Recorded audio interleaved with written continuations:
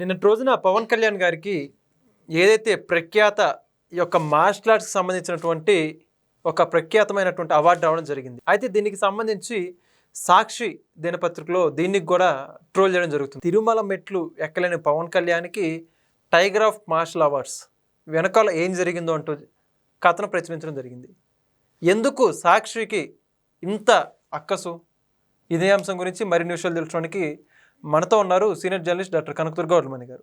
Madam నమస్కారం. నమస్తే అండి. ఇప్పుడు చూసుకుంటే నేను రోజున పవన్ కళ్యాణ్ గారికి ఏదైతే మార్షల్ ఆర్ట్స్కి సంబంధించి ఒక ప్రత్యేకమైన అవార్డు వచ్చిందని చెప్పుకోవాలి. అయితే దీని గురించి కూడా ట్రోలింగ్ చేస్తున్నారు ఎవరైతే సాక్షి దినపత్రిక వాళ్ళు. ఏమంటారు? వాళ్ళు ఎందుకు ట్రోల్ చేయరండి? ఇదే పవన్ కళ్యాణ్ నేను కూటమి నుంచి వెళ్ళిపోయాను, జనసేన ఒంటరిగా ముందుకు సాగుతుంది అని ఒక్క అనౌన్స్మెంట్ ఇవ్వమనండి. మార్షల్ ఆర్ట్స్కి అధినేత కానీ ఇంకేదైనా ఒక ఇది ఉంది అంటే అందుకు అర్హుడు పవన్ కళ్యాణ్ అని రాస్తారు.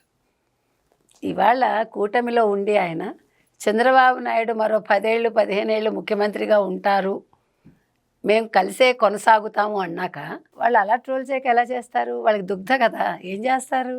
ఇవాళ కెంజుట్సు అని అంటే జపనీస్ భాషలో అదొక రకమైన కత్తిసాం అన్నమాట. దాంట్లో ఆయన 30 ఏళ్ళుగా పరిశోధన చేసి శిక్షణ తీసుకుని అంతర్జాతీయ స్థాయిలో ఇవాళ ఒక గుర్తింపు పొందారు. సో గోల్డెన్ డ్రాగన్ సంస్థ Indian tiger of martial arts అనే ఒక బిరుదుతోటి సత్కరించింది. ఊరికే ఇచ్చేస్తారండి మీకు నాకు ఇచ్చేస్తారు ఏమంటే? ఇప్పుడు ఒక బిరుదుకి మీరు అర్హులు అయ్యారంటే అందులో ఎంతో కొంత కృషి చేస్తేనే కదా ఇస్తారు. ఇప్పుడు ఏమైనా పవన్ కళ్యాణ్కి సరదాగా ఇస్తారా? ఇప్పుడు అవసరం అతనికి? ఇప్పుడు పవన్ కళ్యాణ్కి ఒక బిరుదు తెచ్చుకుని ఏం సాధిస్తాడు ఆయన? కొన్ని సినిమాల్లోనే కంటిన్యూ అవుతున్నారు ఆయన, రాజకీయాల్లో లేకపోతే సర్లే ఇదొకటి ఎక్స్ట్రా ఇదిగా ఉంటుంది ఆయనకి అని అనుకుంటాం. కానీ ఒక ఉప ముఖ్యమంత్రి, 5 శాఖలకి ఆయన మంత్రి, మళ్ళీ సినిమా నటుడు, అంతకుముందు మెగాస్టార్ చిరంజీవి తమ్ముడు, ఇన్ని క్వాలిటీస్ ఉన్నాక ఆయన కొత్తగా ఇవాళ Indian tiger of martial arts అని ఒక బిరుదు ఇచ్చేస్తే అపనంగా వచ్చేస్తారా? ఎంత కృషి చేస్తే ఇస్తారు, ఎంత కష్టపడితే ఇస్తారు. సరే తిరుపతి మెట్లు ఎక్కలేని వాడికి అంటే ఆ రోజు హెల్త్ బాగాలేదేమో, ఎలాంటి వాడికైనా హెల్త్ బాగాలేకపోవడం అనేది ఎప్పుడైనా వస్తుందండి. కానీ జగన్మోహన్ రెడ్డి యువకుడు ఎక్కగలడా ఇప్పుడు కొండ? సరే తిరుపతి కొండ ఎక్కి నడిచి వెళ్ళి జగన్మోహన్ రెడ్డిని అక్కడ ఏంటి అఫిడవిట్లో సైన్ చేసి నాకు హిందూ మతం మీద విశ్వాసం ఉంది, నమ్మకం ఉందని డిక్లరేషన్ ఇమ్మనండి, నేను ఒప్పుకుంటా. 53 ఏళ్ళ యంగ్ కదా ఆయన, ఆ యంగ్ ఆయన్ని ఇమ్మనండి. పట్టుమని 10 మందితో బయటికి రాలేడు, 100 మంది చుట్టూ ఉండాలి, ఏదో గుప్పడంత ప్రాణానికి 1000 మంది స్పహారా కాయాలి. అటువంటి జగన్మోహన్ రెడ్డి దగ్గర పనిచేసే వీళ్ళందరూ కూడా ఆ పార్టీలో వీళ్ళు మాట్లాడటం, ఈ సాక్షి వాళ్ళు రాయడం, మనం నవ్వుకోవాలా వాళ్ళు నవ్వుకోవాలా? వాళ్ళు గొప్పగా రాసేస్తాం అనుకుంటున్నారు. వాళ్ళు అలా రాయకపోతే మనం ఆశ్చర్యపోవాలండి.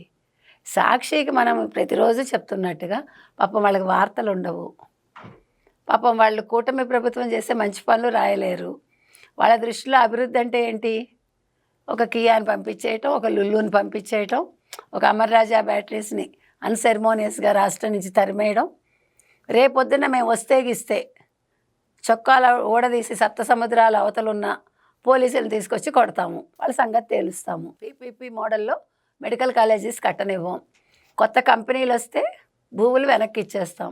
ఇవి కదా వాళ్ళ నినాదాలు. ఇంట్లో క్రిస్టియన్ని, బయటకు వస్తే మానవతావాదిని, కానీ హిందూ గుళ్ళ మీద హిందువుల మీద దాడులు చేయిస్తాం, ఇలా నినాదాలు చేస్తారు వాళ్ళు.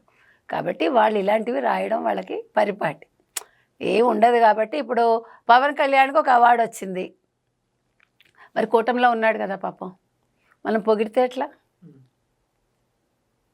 అది మళ్ళీ చిరంజీవిని పొగడమంటే పొగుడతారు, ఎందుకంటే ఇప్పుడు చిరంజీవి ఏ పార్టీతో లేరు కదా, అందుకని చిరంజీవి అవసరం ఉంటుందేమో, రేపొద్దున ఏ అవసరం వస్తుందో ఏదైనా తమ్ముడికి చెప్తాడేమో, అందుకని ఆయన అలా జాగ్రత్తగా చూసుకుంటూ ఉంటారు. అది సాక్షి చేసే పనులు. కాబట్టి వైసీపీ వాళ్ళవన్నీ కూడా కుట్రలు కుతంత్రాలు, మనుషుల్ని మానసికంగా ఎలా వేధించాలి, మానసికంగా వాళ్ళని ఎలా కుంగదీయాలి, ఇలాంటి వాటిలలో వాళ్ళకి తర్ఫీదు బాగా ఇచ్చారు వైసీపీ వాళ్ళకి. తర్వాత క్యారెక్టర్ అసాసినేషన్స్ ఎలా చేయాలి, ఆడవాళ్ళని బూతులు ఎలా తిట్టాలి, బాగా దాంట్లో వాళ్ళు మాస్టర్స్ చేశారు. అందుకని అలాంటి వాళ్ళు ఇలాగే మాట్లాడారు. కాబట్టి పవన్ కళ్యాణ్ గొప్పతనం వీళ్ళు రాసిన రాతల వల్ల తగ్గిపోదు, వీళ్ళు రాయకపోతే పెరిగిపోదు. ఆయనకుండే గొప్పతనం ఎప్పుడూ ఒకలాగానే ఉంటుంది. ప్లస్ కూటమిలో తెలుగుదేశం జనసేన బంధం లేదు, చంద్రబాబు నాయుడు పవన్ కళ్యాణ్ బంధం ఇలాగే కొనసాగుతుంది. ఎవరెంత ఏడ్చినా, ఎవరు ఎన్ని రాతలు రాసుకున్నా, ఎవరు ఎన్ని ఫీట్లు చేసినా దానికి వచ్చిన ఢోకా అయితే ఏమీ లేదు. ఇప్పుడు అయితే ఎందుకని ఈ వైఎస్ఆర్సీపీ ప్రతి రాజకీయ ప్రత్యర్థికి సంబంధించి కూడా వ్యక్తిత్వ హననాన్ని ఎందుకు టార్గెట్ చేస్తుందంటారు? అంటే వీళ్ళ మీద కేసులు పడక ఒక్కసారి కేసులు వేయడం మొదలు పెడితే, ఎందుకంటే మీరు వ్యక్తిత్వ హనన చేయకూడదు. You don't have a right. ఎలా అనుకుంటే మన జగన్మోహన్ రెడ్డిని కూడా చేయొచ్చుగా, కానీ మనకు అవసరం లేదు. ఎందుకంటే వ్యక్తిని మనం టార్గెట్ చేయాల్సిన అతను చేసిన పనుల మీద. అతను పొట్టిగా ఉన్నాడా, పొడుగ్గా ఉన్నాడా, సన్నగా ఉన్నాడా, లావుగా ఉన్నాడా, వెకిల్గా నవ్వుతాడా, ఇవి కాదు కదా. ఒక వ్యక్తిని మనం అతనిలో ఉండే దుర్గుణాలు చెప్పాలి, లేదు సద్గుణాలు చెప్పాలి, అంతవరకే. అంతేగాని నువ్వు ఇలా ఉన్నావు, అలా ఉన్నావు, అతని జుట్టు ఇలా ఉంది, తప్పదంతా. లేదు వాళ్ళ ఆడవాళ్ళని తిట్టడం ఇంకా తప్పు, వాళ్ళ ఇంట్లో ఆడవాళ్ళని బూతులు మాట్లాడటం ఇంకా తప్పు. సో వీటన్నిటికీ కలిపి గంపగొత్తగా కేసులు వేసేస్తే అప్పుడు వైసీపీ వాళ్ళు ఎవరు నోరెత్తారు, ఇన్క్లూజివ్ ఆఫ్ రోజా. అది నేను చెప్తున్నా. కాబట్టి ఇవాళ సాక్షి రాతల్ని మనం పట్టించుకోక్కర్లేదు. అవసరమైతే వాటి మీద కేసులు వేయమని మాత్రం మనం సూచిద్దాం. ఇంకా మరి ఇప్పుడు ప్రధానంగా చూసుకోవాల్సింది ఏంటంటే, ఇంత అరుదైన అవార్డు రావడం పట్ల అందరూ కూడా ఒక పక్క హర్షాన్ని వ్యక్తం చేస్తూ ఉన్నారు. అయితే ఇప్పుడు ఇది ఎక్కడ కూడా రాజకీయ కోణం లేనటువంటి రంగంలో వాళ్ళు అవార్డు ఇవ్వడం జరిగింది. దీన్ని కూడా ఎందుకు వదిలిపెట్టట్లేదు వాళ్ళు? అంటే ఒక సంస్కారం అనేది ఉండాలి మనిషికి. మీకు జన్మ సంస్కారం అయినా ఉండాలి, లేదు చూసైనా మనం సంస్కారం తెచ్చుకోవాలి. ఆ రెండు జగన్మోహన్ రెడ్డికి లేవు, వాళ్ళ పార్టీకి లేదు.